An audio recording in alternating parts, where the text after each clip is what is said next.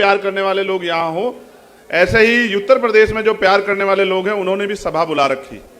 उनकी सभा 11 बजे की थी। मैंने बड़ी मुश्किल से उनसे निवेदन करके कहा कि मैं थोड़ा देर से आऊँगा, आ जाऊँगा। तो मैं जो चंद बातें आपसे कहूँगा आप उनको सुन लेना, लेकिन मैं आपसे एक वादा कर रहा हूँ कि जब तक मैं इस किसान कमेरी कौम को कुर्सी पे बैठने की ताकत यहाँ राजस्थान में हम लोग मिलकर दोनों भाई नहीं देते, तब तक मैं आपको छोड़ के जाने वाला नहीं। ये बात याद। इस मंच पर उपस्थित भीम आर्मी, आजाद समाज पार्टी, राष्ट्रीय लोकतांत्रिक पार्टी के सभी सम्मानित नेतागण, हमारी पार्टी के प्रभारी अध्यक्ष और एक एक हमारे कार्यकर्ता प्रत्याशी, और आज इस सभा के दूल्हे के रूप में जो यहाँ मौजूद हैं, वो जो राजस्थान की जान शान है, जिसको दूर से मैंने लड़ते देखा आपके हक अधिकारों के लिए, और लड़ने का हौसला तो मंच पे भी दिखा देते हैं कभी कभी। मैंने तो ये जिम्मेदारी ली है कि मैं इनको रोकता रहूंगा। अगर ये अब कभी भी लड़ेंगे तो ये आपके हकों के लिए लड़ेंगे, आपके अधिकारों के लिए लड़ेंगे, आपके मान सम्मान के लिए लड़ेंगे। ये फैसला करके हम इकट्ठे हुए हैं। भाई हनुमान जी बेनीवाल, आपका धन्यवाद। आपने इस रैली में हमें आमंत्रित किया। बहुत कम समय में आपने बहुत बड़ी ताकत यहां दिखाई। सम्मानित साथियों, समय समय पे भारत की धरती पे जन्मे सभी संतों, गुरुओं, महापुरुषों को नमन करता हूं, और जिनको मैं नेता मानता हूं, जिनमें राष्ट्रपिता ज्योतिबा फूले, साहू जी महाराज, डॉक्टर बाबा साहब अंबेडकर, सर छोटू राम, चौधरी चरण सिंह, महामना रामस्वरूप वर्मा, मान्यवर दीना भाना वाल्मीकि, ऐसे बहुत सारे महापुरुष जिन्होंने अपना पूरा जीवन हम कमजोर कमेरों को, किसानों को आगे बढ़ाने के लिए लगाया। उनके उस रास्ते को आगे बढ़ाते हुए मैं और ये जब बैठे, चर्चा तो बहुत दिन से चल रही थी। 2 घंटे में हमने अगर कोई बात की थी तो वो राजनीतिक नहीं थी। पूरे 2 घंटे में एक ही बात हुई कि राजस्थान के युवा, राजस्थान के किसान, यहाँ की बहनें, माएँ, बच्चियां, यहाँ के बच्चे, यहाँ के बुजुर्ग, इनका भविष्य राजस्थान में कैसे संवरे, इनके भविष्य में 4 चांद कैसे लगे।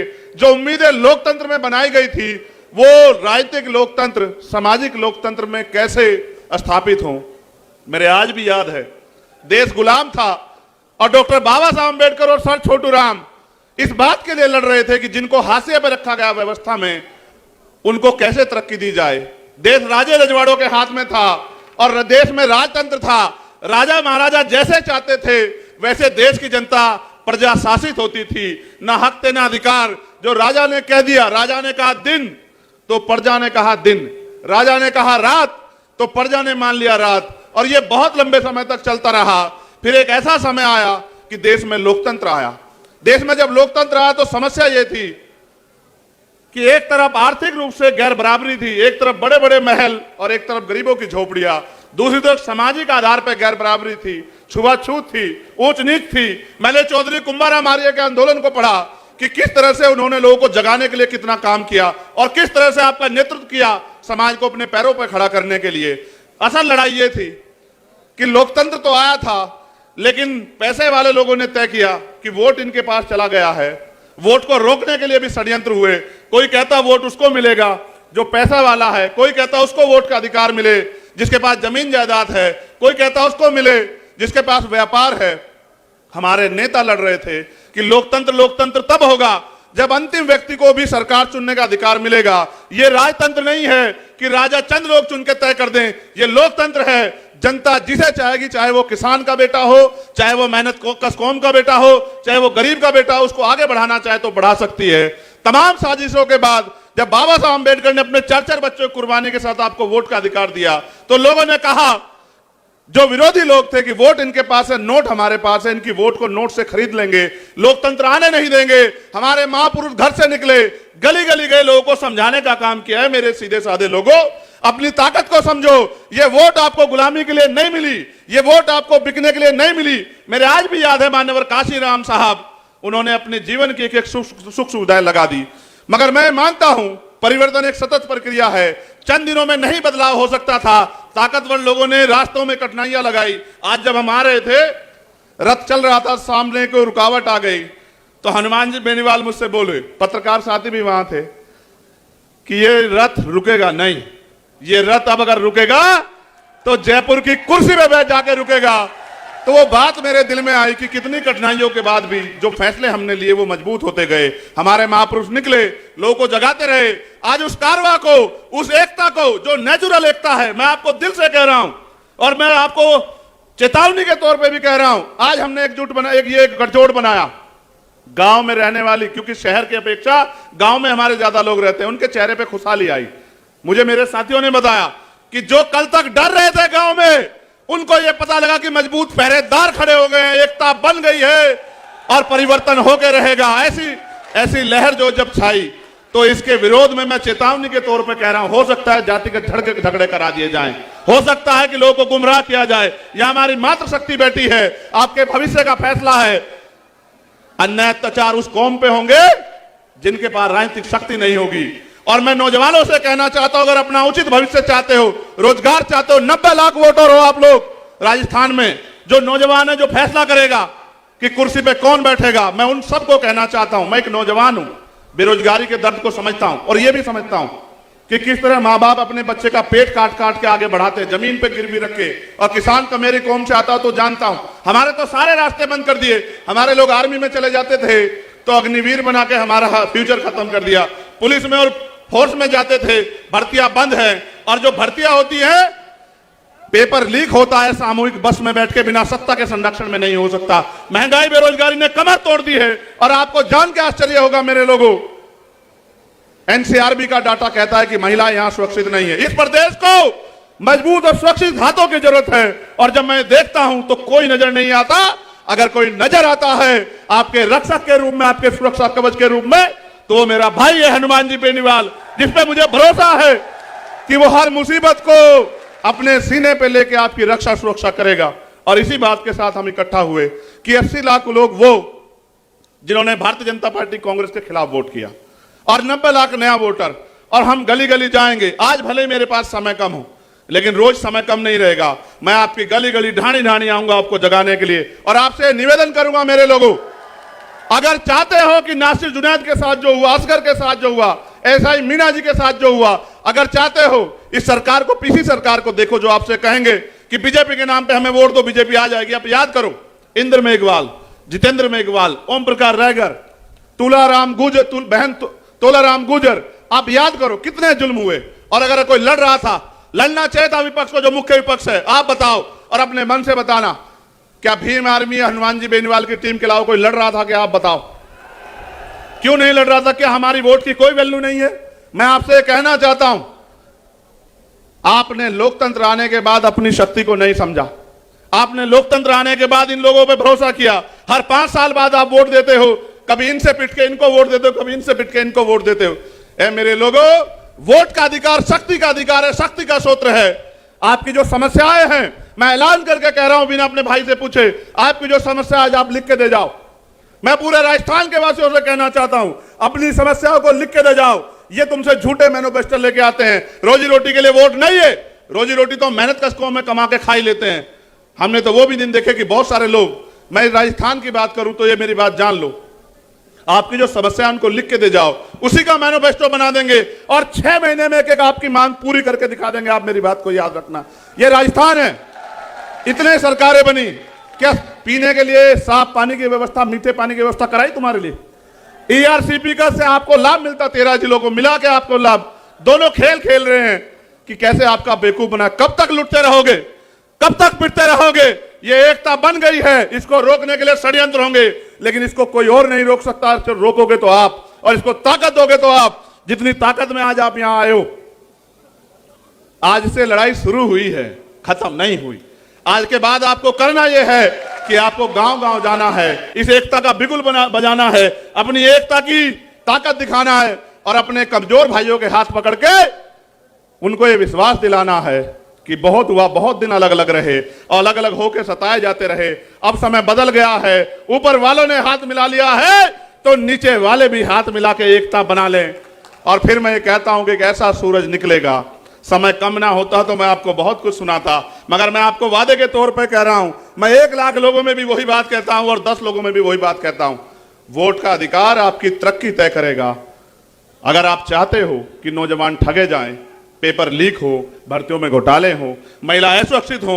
ये महिलाएं नहीं है, ये हमारे घर का सम्मान है, ये हमारी बहन बेटियां हैं। हम तो किसान कमेरे के औलादे, हम जानते हैं, हमने सीखा है देश के बॉर्डर पे देश की रक्षा करना और घर गांव क्षेत्र में अपनी बहनों के मान सम्मान की रक्षा करना। लेकिन आपने देखा किस तरह से जुल्म जाति बढ़ रही है। उसको बढ़ने का एकमात्र कारण है कि सत्ता के संरक्षण में अपराधी फल फूल रहे हैं और कोई नहीं चाहता कि परिवर्तन हो। जो स्थापित लोग हैं वो नहीं चाहते, जनता चाहती है परिवर्तन हो और जनता ये चाहती है कि कोई किसान का बेटा, कोई मेहनत करने वाला बेटा यहां जयपुर की कुर्सी पे बैठे।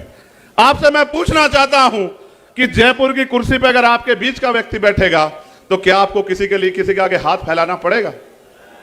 आप खुद ही सोचो, जिसने बिना पावर के आपके लिए इतने लड़ाई लड़ी हो, अगर उसके हाथ में राजनीतिक ताकत होगी तो क्या होगा?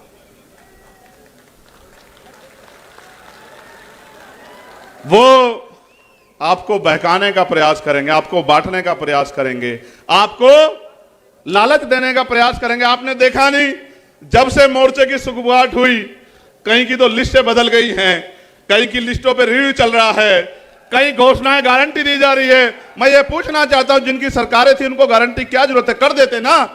अगर आप नहीं कर सकते, ये मौका दे के देखो हमारे भाई को, फिर आप बताना आपका 5 साल का काम और अब 6 महीने में जो करेंगे, इतिहास याद रखेगा कि किसी बहादुर ने ताकत संभाली है। इसको, इस बहादुरी को आगे बढ़ाओ, गांव गांव गली गली जाके इस एकता को बनाओ। ये नीला और पीला एकजुट होके आगे बढ़े। एक और षड्यंत्र होगा, मैं अपने सीनियर लोगों को कहना चाहता हूं। मीडिया के लोगों ने कहा, इसलिए मैं हनुमान जी बेनीवाल का और उनके साथियों का ध्यान आकर्षित करूंगा। वो कहते हैं दलित और जाट का गठबंधन हुआ है। झूठ। दलित और जाट तो इसके पिलर हैं। वो तो अपने कंधे में बिठा के इस प्रदेश की सत्ता तक हनुमान जी बेनीवाल को लाने वाले हैं। वो तो इसके पिलर हैं। लेकिन ये असल गठबंधन हर पीड़ित का है, कमजोर का है। ये झूठी बातें मत करो बांटने वाली। ये किसान कमेरे का उस सोच का गठबंधन है जिस सोच से परिवर्तन होगा। अगर ना आता लोकतंत्र, ना होते अवसर, आपकी गलियों में कोई नहीं आता मेरे लोगों, आपसे बात कोई नहीं करता। ये वोट का अधिकार है जो आपके पास लोगों को खींच के लाता। इस बार दूरी कर दो उनसे जो आपके अधिकारों से दूरी जाते हैं। लोकतंत्र खतरे में है, लेकिन बचाएगा कौन? ये जो नीले झंडे वाले हैं, ये जो किसान कमेरों के बेटे, मैं पूछना चाहता हूं कि अगर भारतीय संविधान खतरे में है तो ये स्थापित दल तो यही क्यों खतरे में आया? क्योंकि उनको फर्क नहीं पड़ता कि गरीब की जिंदगी में उजाला कैसे आएगा। अगर वास्तविकता में चाहते हो, ये आज के ये सिर्फ विधानसभा का अलायंस नहीं है, हमने तय किया है कि उत्तर भारत में हम इस अलायंस को लेके जाएंगे। और इसका प्रशिक्षण बताता हूं, मीडिया के लोग एनालिसिस कर लेना। उत्तर प्रदेश के खतौली में एक सीट पड़ती है जो 3 बार से भारतीय जनता पार्टी जीतती आई, 3 बार से, और वो कहते हैं हमारी घर की सीट है। और मीडिया ने भी कहा इसको हरा नहीं सकते। जब हमने वहां किसान कमेरों का गठजोड़ बनाया तो 22,500 से हरा के भेजा भारतीय जनता पार्टी को, 22,500 से। क्योंकि हम काम करना जानते हैं और हम ये भी जानते हैं कि लड़ाई कैसे लड़नी है, और हम ये भी जानते हैं कि किसको कैसे तैयार करना है। मैं मानता हूं कि हम दोनों की ताकतें एक जैसी हैं, दोनों भाइयों की। कहते हैं संघर्षों के साए में घनघोर जवानी पलती है और इतिहास उधर झुक जाता है जिस ओर जवानी चलती। मैं इनको रोकता रहूंगा सिर्फ इसलिए कि कहीं कोई किसी साजिश के शिकार ना हो जाए। ये आदमी मन से बड़ा सच्चा है। गुस्सा इसलिए करता है, क्रिकेट अगर देखोगे तो समझ आएगा, जो ऑलराउंडर होता है ना, वो सारी पिच पे घूमता फिरता है कि कहीं से टीम कमजोर ना पड़ जाए, इसलिए अपने लोगों को डांटता है और मन से डांटता है, प्यार करता है, वैसे नहीं डांटता। और अब तो आपकी टीम पे 2-2 ऑलराउंडर है, 2-2 ऑलराउंडर है आपकी टीम पे, और दोनों लड़ाके हैं और ऐसी लड़ाई लड़ेंगे कि सब लोग याद रखेंगे। इसलिए कह रहा हूं, बहुत दिन हुए आपको लोगों को बनाते हुए। मैं आपसे पूछना चाहता हूं कि क्या मैं आपकी रक्षा सुरक्षा की जिम्मेदारी हनुमान जी बेनीवाल को दे दूं या ना दे दूं? बताओ। नहीं, दोनों हाथ उठा के बताओ, जोर से आवाज जानी चाहिए। वहां सचिवालय में जो सेक्रेटरी बैठे, अंडर सेक्रेटरी बैठे, उनको पता लग जाए कि कोई भी साजिश करने से पहले याद रखना कि एक ऐसा विकल्प बन रहा है जो राजस्थान की तकदीर तो बदलेगा, लेकिन राजस्थान की तकदीर और राजस्थान के नौजवानों के सपने कुचलने वालों को भी सबक सिखाने का काम करेगा। इसलिए मैं आपसे कहना चाहता हूं, मैं आपकी हर रैली में आऊंगा, खूब मेहनत करेंगे और जो भी पीड़ित है, शोषित है, उसकी लड़ाई लड़ेंगे। और असल मजा तब आएगा जब राजनीतिक शक्ति आपके हाथ में आएगी, फिर ना कोई पेपर लीक होगा। मैं तो पर्सनल एक एक्सपीरियंस बताता हूं। मेरे पिताजी प्राइमरी स्कूल के हेडमास्टर थे।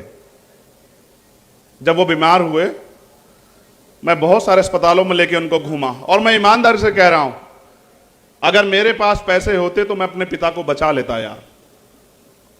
इस देश में गरीबों की कोई इज्जत नहीं है, ना ही उनकी जिंदगी किसी को परवाह। और फिर मैंने तय किया कि मैं अपने पिता को नहीं बचा पाया, लेकिन मैं प्रयास करूंगा संघर्ष करके अपने साथियों के साथ कि किसी और के पिता को, किसी की बहन को, मां को अच्छा इलाज ना मिलने कारण मरने ना दूं। मैं बहुत कुछ सह के देख के आया। जब मैं ये लड़ाई लड़ने गया तो मुझे उठा के जेल में बंद कर दिया। 16 महीने में जेल में रहा।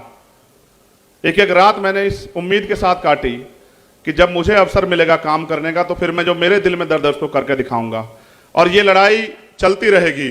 आज तो शुरुआत हुई है, आने वाला कल सुनहरा होगा। मेरे इस बात को आप वो कर लो, गिठा बांध लो कि ये प्राकृतिक गठबंधन राजस्थान के भविष्य का फैसला करेगा। लेकिन इसको धार तब मिलेगी जब आप अपनी जिम्मेदारी उठाओ। क्या आप अपनी जिम्मेदारी उठाने के लिए तैयार हो? क्या आप इस एकता को गांव में जाने के लिए तैयार हो? आज तो मीडिया के लोग बड़ा वो आपका प्रचार करेंगे, लेकिन रोज नहीं करेंगे। क्या आप अपनी पार्टियों के, अपने अलायंस का प्रचार करने के लिए तैयार हो? क्या आप गली गली जाके लोगों को सिखाने समझाने के लिए तैयार हो? देखो, जब राजतंत्र था तलवारों से फैसले होते थे, अब लोकतंत्र है। आपको अंगूठा अपने अलायंस के पक्ष में दबाने के लिए तैयार करना है। और एक बार ये कलम की ताकत दे के देखो बस, फिर देखना कि किस तरह आपके भविष्य के फैसले आपके पक्ष में होते हैं। तो मैंने आपसे कहा अपनी समस्याओं का एक एफिडेविट बना के दे जाना। उस एफिडेविट को 6 महीने में पूरा कराएंगे अगर आपने जिम्मेदारी से काम किया। ये मेरा आपसे वादा। बहुत बहुत धन्यवाद। बहुत जल्द आपसे मुलाकात होगी। फिर मैं आखिरी बार दोहरा रहा हूं, शोषण उसका होगा जो कमजोर होगा, और जो राजनीतिक रूप से कमजोर होगा वो सताया जाता रहेगा। आप तय कर लो कि आप इस प्रदेश में सताए जाने वाले की श्रेणी में रहोगे या आप इस प्रदेश में तरक्की करने वालों की श्रेणी में रहोगे। फैसला आपको करना है, ना इधर ना इधर, बिल्कुल सीधे चलेंगे। हमारा झंडा और डंडा दोनों मजबूत है, इस बात को आप लोग याद रखें। मुझे आने की जरूरत नहीं पड़ेगी। जब हमारे नेता यहां कुर्सी पे बैठ जाएंगे, मुझे आने की जरूरत नहीं पड़ेगी। तो मैं फिर कह रहा हूं, मैं मंच के लोगों से पूछना चाहता हूं, क्या मैं ये कहूं कि आए इस प्रदेश के होने वाले मुख्यमंत्री हनुमान जी बेनीवाल है? बताओ, क्या आप इस पर सहमत है? तो दोनों हाथ उठा के स्वागत और समर्थन करो। 3 तारीख का दिन होगा और मेरा जन्मदिन है, और उस जन्मदिन के दिन जब रिजल्ट आएंगे तो आज जो आपके दिलों में जो ताकत बन रही है, ये ताकत वोट में बदल देना। तो 3 तारीख को जिस दिन रिजल्ट आएगा उस दिन आप देखना। हमारे हरियाणा के एक नेता कहा करते थे कि वारे नारे ना कर दिए तब फिर बताना। तो वारे नारे ही कर दिए जाएंगे। किसानों, अमीरों के, नौजवानों के और जो कर्मचारियों की समस्या है, पिछली बार छूट गई थी, इस बार नहीं छूटेगी।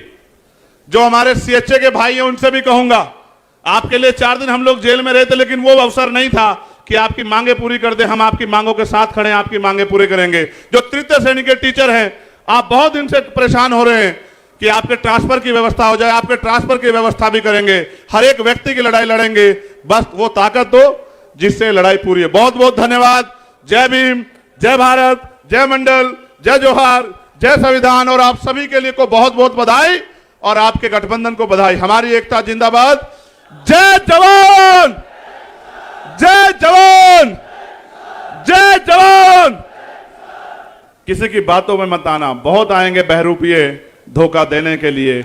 लक्ष्य रखो मौके के लिए, मौका आपके हाथ में है। कुछ दिन की बात है, अब जब सभा होगी रिजल्ट के बाद तो वो वहीं होगी जहां से तरक्की के फैसले होते, जहां से प्रदेश के फैसले होते। बहुत बहुत धन्यवाद। बहुत बहुत शुक्रिया सम्माननीय चंद्रशेखर जी आजाद साहब का। जिस तरह का संकल्प आपने मंच के माध्यम से दोहराया, ये केतली और बोतल दोनों आपके सामने है। केतली से बोतल में डालो, चाहे बोतल से केतली में डालो, बात एक ही है।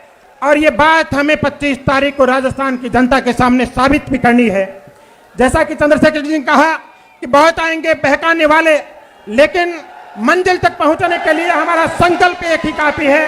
हमारे दोनों नेता सम्मान्य हनुमान जी बेनीवाल और सम्मान्य चंद्रशेखर जी आजाद राम और लक्ष्मण की जोड़ी के रूप में मिलकर के आने वाले समय में राजस्थान की सूरत और सीरत बदलने का काम करेंगे, राजस्थान की दशा और दिशा बदलने का काम करेंगे। अब चूंकि चंद्रशेखर जी को पधारना है, आगे बड़ा कार्यक्रम है, आप सभी से निवेदन रहेगा आप सभी यहीं बने रहें, एक भी साथी अपनी जगह से खड़ा नहीं होगा। जोरदार तालियों के साथ चंद्रशेखर जी आजाद को विदा दें, एक बार जोरदार तालियों के साथ उन्हें विदा दें, अलविदा दें। और आज के बाद से आज का कार्यक्रम ये उत्तर प्रदेश में कर रहे हैं, उसके बाद आने वाले समय में सारे कार्यक्रम आपके राजस्थान में होंगे। इस तरह का संकल्प आप मंच के माध्यम से दोहरा करके